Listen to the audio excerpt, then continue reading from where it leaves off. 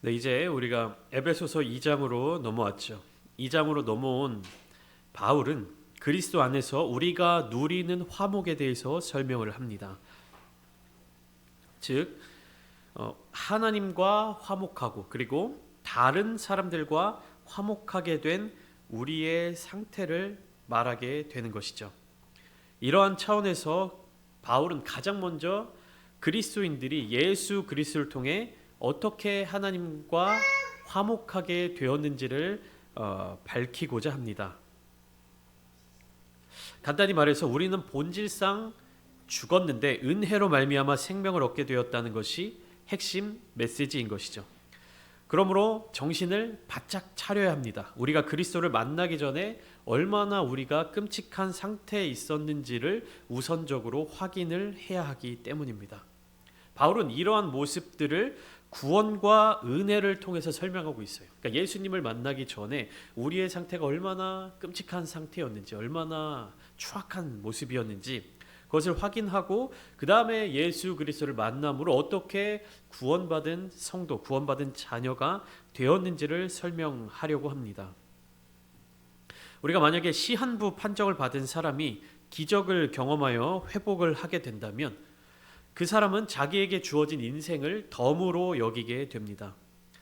죽을 수밖에 없는 운명에 처해져 있던 사람이 누군가로부터 구원을 얻게 된다면 그 사람은 자기의 남은 인생을 자기를 구원해 준 사람을 위해서 바치게 될 것입니다. 우리가 드라마나 영화를 보면 이런 대사가 많이 나오죠. 나는 이미 10년 전에 죽은 사람이다. 내 목숨은 누구에게 바쳐진 목숨이다. 누구를 위해서 살 것이다. 이런 비장한 대사가 영화나 드라마에 종종 등장하는 것을 우리가 볼 수가 있습니다. 바울은 바로 이 부분에 대해서 에베소서의 독자들에게 생명의 주권이 누구에게 있는지를 알려주려고 하는 것이에요.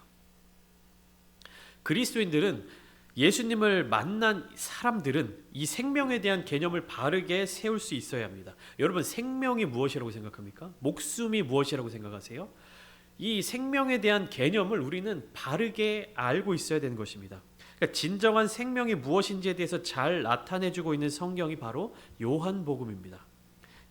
사도 요한은 진정한 생명 되신 예수님을 소개해주고 있는 것이죠. 요한복음 시작이 뭐라고 시작됩니까? 1장 1절부터 4절까지 말씀을 보시면 태초에 말씀이 계시니라 이 말씀이 하나님과 함께 계셨으니 이 말씀은 곧 하나님이시라. 2절부터 이렇게 이어집니다. 그가 태초에 하나님과 함께 계셨고 만물이 그로 말미암아 지은 바 되었으니 지은 것이 하나도 그가 없이는 된 바가 없느니라. 이렇게 되어 있고 4절 말씀에 그 안에 생명이 있었으니 이 생명은 사람들의 빛이라 이렇게 기록되고 있어요. 그러니까 예수 그리스도를 소개하면서 뭐라고 이야기를 하고 있는 겁니까? 그 안에 생명이 있었다. 생명은 사람들의 빛이다. 그러니까 말씀이신 예수님을 생명과 그리고 빛으로 소개하고 있는 것입니다. 요한복음 3장의 니고데모와의 대화 속에서 예수님은 뭐라고 말씀하시냐면 3장 3절에 예수께서 대답하여 이르시되 진실로 진실로 내게 이르노니 사람이 거듭나지 아니하면 하나님의 나라를 볼 수 없느니라 이렇게 말씀하십니다.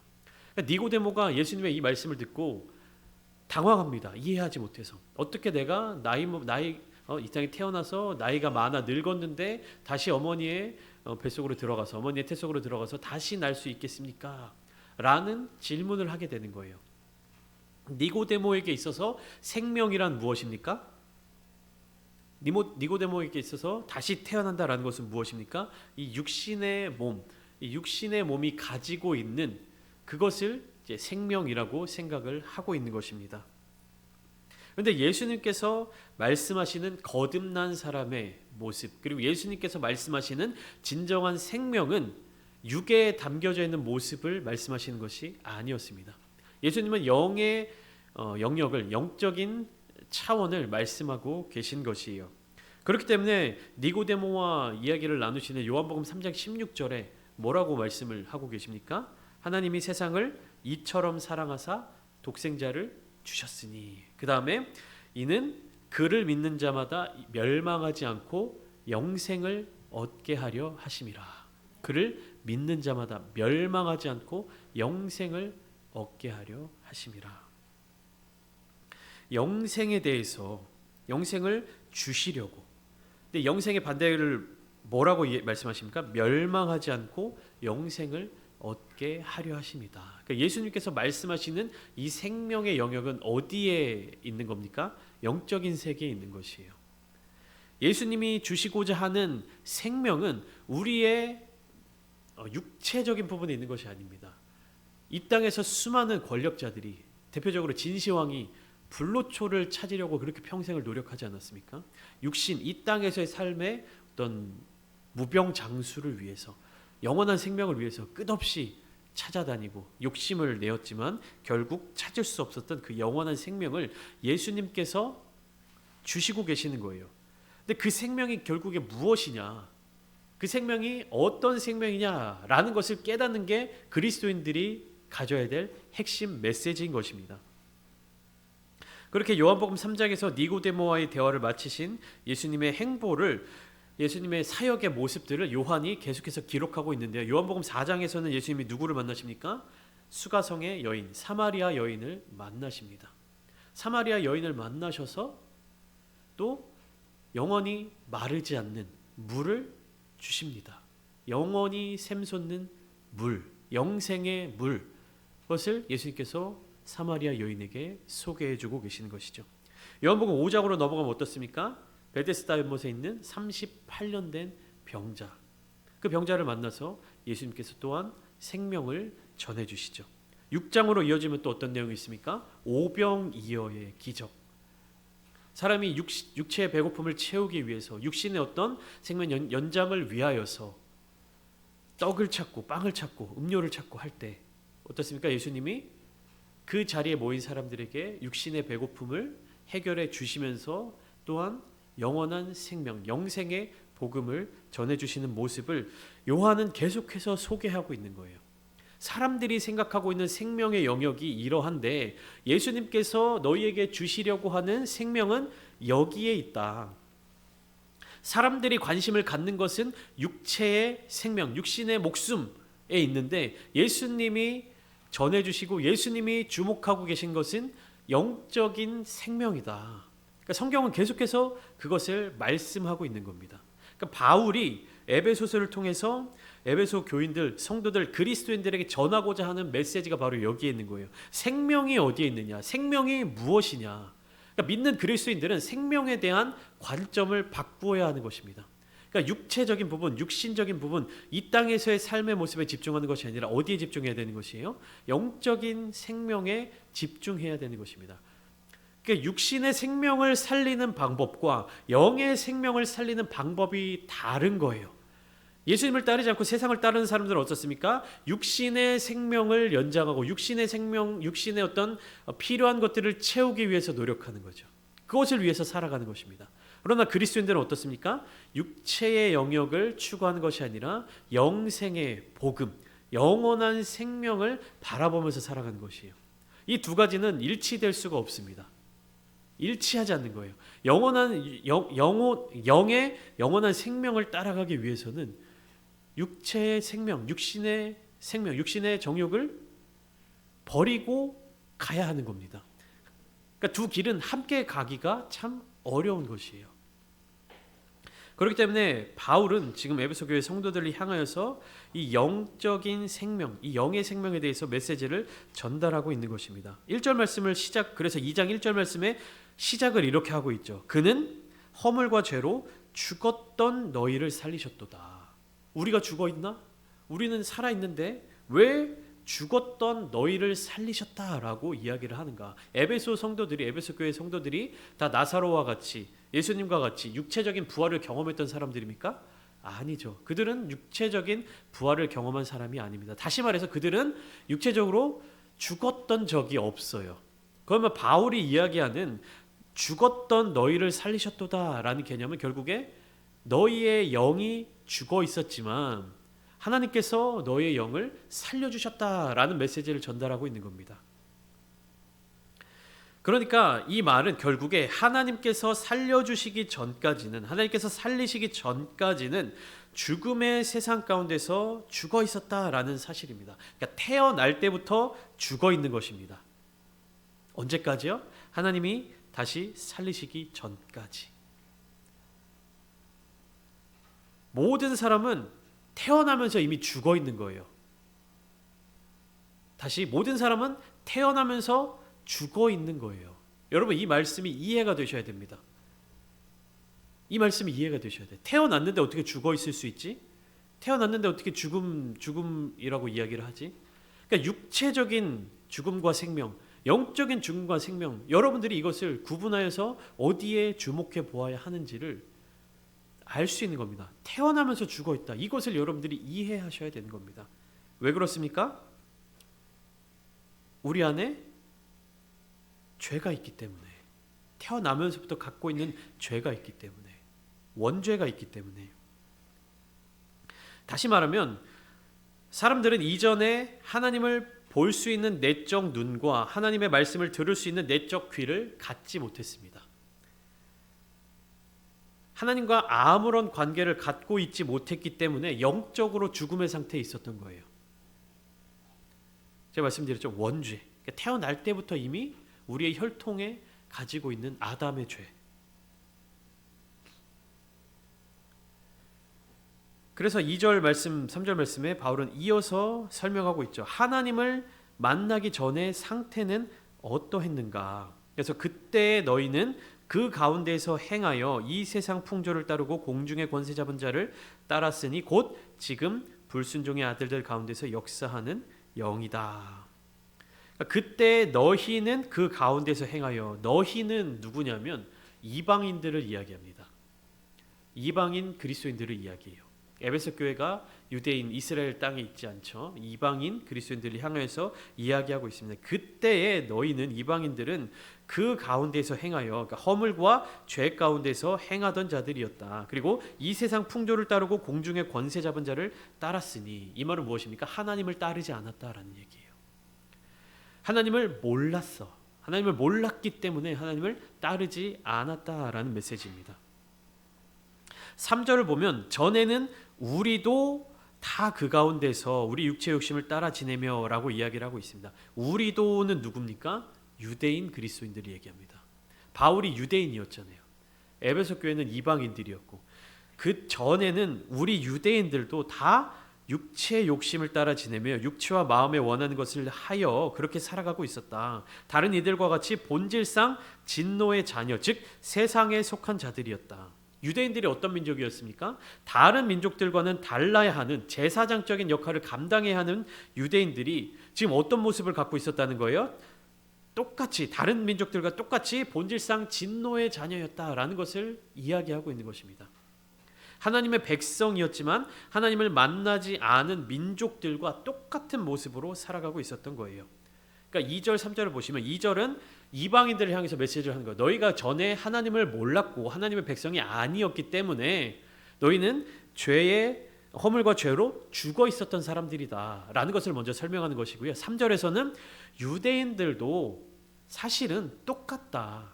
유대인들은 하나님께 택함받은 백성, 하나님의 선택받은 백성들이었지만 하나님을 알고 있었지만 하나님의 뜻에 합당한 삶을 살아가지 않고 있었기 때문에 똑같은, 그러니까 죽어있는, 영으로 죽어있는 민족들이었다. 그 얘기를 하고 있는 것입니다. 그러니까 이방인이나 유대인이나 다 똑같이 무엇이라는 겁니까? 죄인이었다. 그 얘기를 하고 있는 것입니다.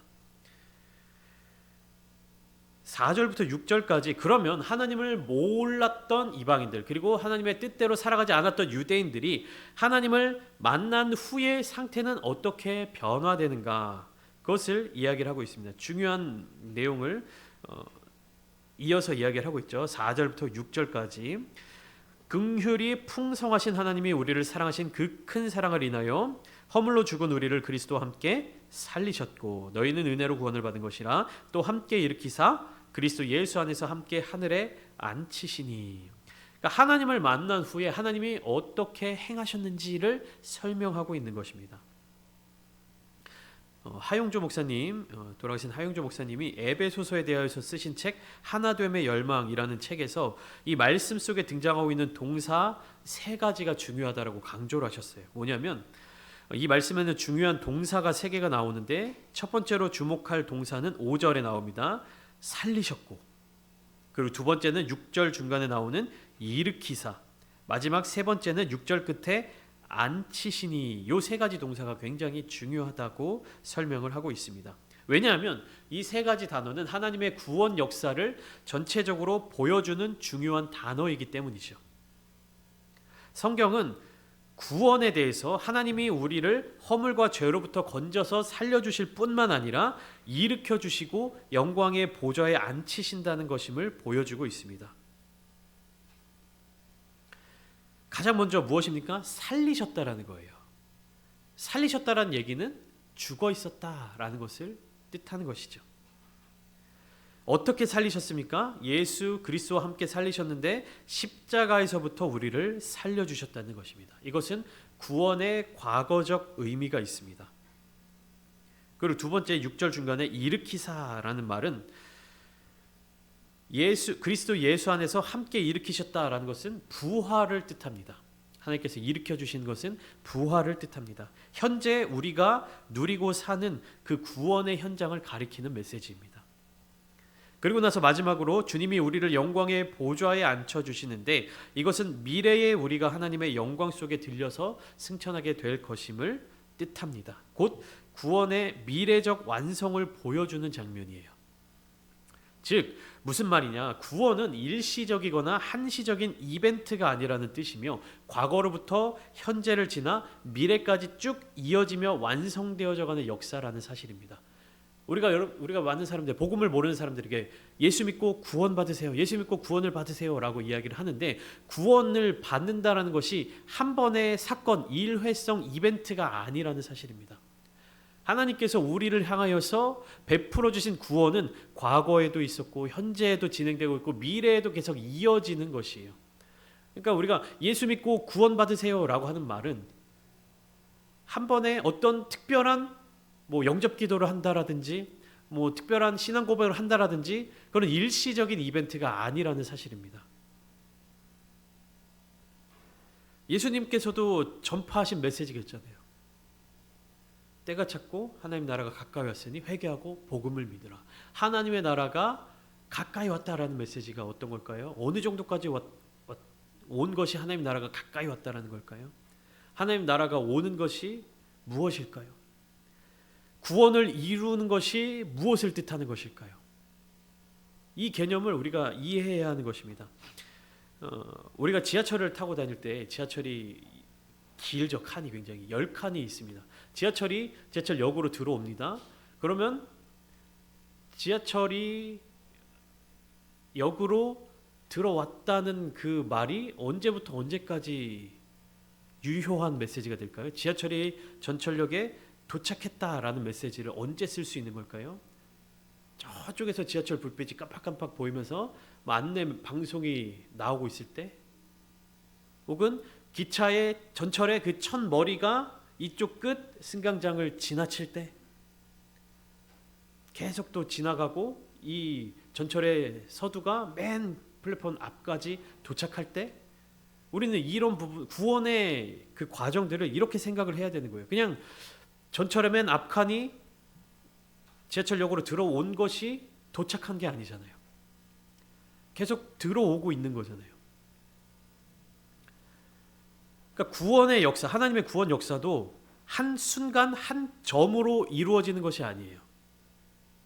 과거의 역사, 현재 역사, 미래 역사를 계속해서 연결되고 이어져 가야 되는 거예요. 언제까지요? 우리가 하나님 나라에 가는 그때까지. 전철역으로 끝까지 다 들어와서 멈추고 문이 열릴 때까지. 근데 많은 그리스도인들이 구원에 대해서 한순간의 이벤트로 생각하는 경우가 있습니다. 구원파가 왜 나온 겁니까? 당신이 구원받은 날짜를 기억하십니까? 이렇게 물어보잖아요. 그럼 우리는 당황하죠. 내가 언제 구원을 받았지? 잘 모르겠는데요. 이러면 그 사람들이 얘기하는 거죠. 구원받은 사람은 그 날짜를 정확하게 알 수 있어야 됩니다. 구원받았는데 왜 그 날짜를 몰라요? 당신 생일을 알지 않습니까? 근데 구원받은 그 날을, 그 역사적인 기념을 왜 모릅니까? 이렇게 현란한 말로 이렇게 유혹하고 들어옵니다. 그때 그 구원파들이 집중하는 부분은 뭡니까? 구원은 일시적인 사건이라고 생각하는 거예요. 그 한 순간, 그러나 구원은 그 한순간의 이벤트로 끝날 수가 없는 거예요. 계속해서 유지해 나가야 되는 것이고 구원의 어떤 미래를 향해서 달려나가야 되는 것이죠. 완성해 나가야 되는 것입니다. 그래서 바울은 하나님의 그 역사하심, 하나님의 사랑에 대해서 설명하시면서 은혜의 지극히 풍성함이 어디에서 어디까지 나타나느냐, 어떻게 나타나느냐, 이 부분을 설명하고 있습니다. 7절 말씀을 보면 이는 그리스도 예수 안에서 우리에게 자비하심으로써 그 은혜의 지극히 풍성함을 오는 여러 세대에 나타내려 하심이라. 오는 여러 세대에, 앞으로 오는 미래의 세대에 나타내려고 하신다. 근데 어떻게 나타내시냐 하면 교회를 통하여, 성도를 통하여, 하나님의 긍휼과 사랑을 아는 자들을 통하여 나타내십니다. 교회는 하나님의 풍성한 은혜를 나타내는 공동체가 되어야 합니다. 왜냐하면 그 은혜를 먼저 경험한 사람들이 모인 공동체이기 때문이에요. 구원은 은혜로서 우리가 받게 된 것이죠. 하나님의 선물이잖아요. 그러니까 한 번의 이벤트로 끝나는 것이 아니기 때문에 그 하나님의 은혜를 받은 사람들이 계속해서 그 은혜를 지켜나가기 위해서, 천국 가는 그날까지 구원의 복음을 지켜내기 위해서 함께 모인 공동체가 교회인 것입니다. 구원의 은혜가, 하나님의 은혜가, 구원의 역사가 단 한 번의 순간에 사건으로 끝날 것이면 교회는 필요가 없어요. 교회가 아니더라도 그 한 번의 경험은 할 수 있잖아요. 하지만 하나님의 구원의 은혜를 누린 사람들, 느낀 사람들, 그래서 경험한 사람들이 함께 모여서 그 은혜를 함께 나누고 또 그 은혜를 경험하지 못한, 그 은혜를 모르는 사람들에게 은혜를 전하고 전파하는 그 공동체, 그래서 그 구원을 완성해 나가는, 함께 나가는 공동체가 바로 교회인 것입니다. 예수님께서는 이 교회를 위하여서 피를 흘려 세워주신 것입니다. 은혜를 경험해야 돼요. 그렇기 때문에 교회 안에는 이 은혜를 충만하게 경험해야 됩니다. 은혜가 없이는 하루도 살아갈 수 없다라는 고백이 이 교회 가운데 넘쳐나야 하는 것입니다. 세상의 어떤 유익, 세상의 어떤 기준, 세상의 기준으로서 우리가 채워나갈 수 있는 어떤 목표들을 이루는 것이 교회가 아니라 영적인 생명을 얻은 구원에 감사하고 계속해서 그 구원을 지켜나가고 전하려는 목적이 있어야 되는 것입니다. 구원은 하나님의 은혜이자 선물이다 라고 하는 메시지를 바울이 굉장히 강조하고 있습니다. 그러니까 이전까지 구원의 개념을 설명하며 구원이 무엇인지에 대해서 설명한 바울은 이제 구원받은 사람들의 자세가 어떠해야 되는지에 대해서 알려주고 있는 것입니다. 그들은 늘 기억하고 있어야 됩니다. 구원받은 사람들은 늘 그 구원을 기억해야 돼요. 자신들이 내가 구원을 받은 이유가 무엇인지, 어떠한 선한 행실이나 위대한 행위로 말미암아 이루어진 것이 아니다, 이것을 알고 있어야 되는 것입니다. 내가 나의 능력, 나의 힘으로 얻은 것이 아니다라는 것을 깨달아 알고 있을 때 우리는 자랑할 수가 없는 것입니다. 오히려 어떻게 해요? 부끄럽고 민망해지는 거예요. 내가 조금이라도 나의 능력이나 나의 노력으로 무엇인가를 이루어냈다면 자랑거리가 되잖아요. 학생들이 열심히 공부해서 시험에서 좋은 성적을 받았습니다. 그러면 어떻게 해요? 자랑하죠. 나 머리가 이렇게 똑똑해. 나 이렇게 열심히 공부했어. 나 이렇게 노력했어. 자랑하잖아요. 그런데 나는 정말 공부를 하나도 안 하고 정말로 머리도 안 좋은데 좋은 점수를 딱 받아요. 그러면 어때요? 당황하죠. 내가 이 점수를 받은 게 맞나? 내가 정말로 이렇게 좋은 점수를 받았나? 당황하게 되고 친구들하고 얘기하면서 굉장히 부끄러워집니다. 나는 이런 점수를 받은 적이 없는데 갑자기 지난 시험에서는 20점 받은 애가 갑자기 이번 시험에 100점을 받았어요. 그러면 어떻습니까? 부끄러워지는 거예요. 나의 노력이 조금이라도 들어가 있으면 그렇지 않겠지만 나의 노력, 나의 능력, 나의 힘이 조금도 들어가 있지 않으면 그것에 대해서 부끄러워질 수밖에 없습니다. 바울은 이 이야기를 하고 있는 거예요. 우리가 구원받은 이유, 구원받은 그 배경에 있어서는 나의 행실이나 나의 능력이 조금도 들어가 있지 않다. 온전히 하나님의 주권으로 인함이고 하나님의 선물이다. 그렇기 때문에 누구든지 자랑할 수가 없다라는 것을 이야기하고 있습니다. 그러면 우리가 자랑할 수 없으면 무엇을 행해야 되느냐? 바울이 그것을 이야기하고 있습니다. 구원받은 자들은 자랑하는 데 힘쓰지 말고 선한 일을 행하는 데 힘써야 한다. 10절 말씀이죠. 우리는 그가 만드신 바라 그리스도 예수 안에서 선한 일을 위하여 지으심을 받은 자니 이 일은 하나님이 전에 예비하사 우리로 그 가운데서 행하게 하려 하심이니라. 그러니까 구원받은 자들은 자랑하는 데 힘쓰지 말고 선한 일을 행하는 데 힘써야 합니다. 선한 일은 결국 무엇입니까? 하나님이 예비하신 일, 하나님의 뜻 가운데 거하는 일, 하나님께서 기뻐하시는 일을 행해야 한다는 것이죠. 구원의 사건은 일시적인 사건이 아닙니다. 그리고 구원의 주권은 하나님께 있습니다. 구원은 계속해서 이루어가고 완성해 가는 것입니다. 그러면 구원받은 자의 삶의 태도는 어때야 합니까? 하나님께 집중해야 되는 것이죠. 구원이 한 번 받은 것으로 끝나는 것이 아니기 때문에 받은 구원, 그 받은 은혜를 계속해서 붙잡기 위해서 노력해야 되고요. 그리고 그 구원을 함께 이루어가기 위해서 노력해야 되고요. 하나님의 뜻을 알기 위해서 기도해야 되는 것이고요. 하나님을 기쁘시게 해드리는 삶의 모습을 갖추어 나아가야 한다는 것입니다.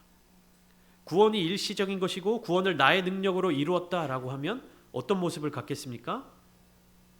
교만해지고 공동체를 사랑하지 않고 하나님의 뜻이 아닌 내 뜻대로 살아가는 모습을 보이게 되는 것이죠. 교회는 그러한 모습을 가져서는 안 됩니다.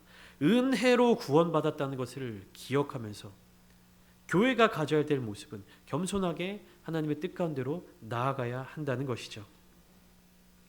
저 여러분들은 하나님의 은혜로 말미암아 구원받은 백성들입니다. 하나님의 은혜로 말미암아 구원받은 하나님의 자녀들입니다. 자녀된 자로서 아버지 되신 하나님의 뜻을 항상 물으며 나아가야 할 줄 믿습니다.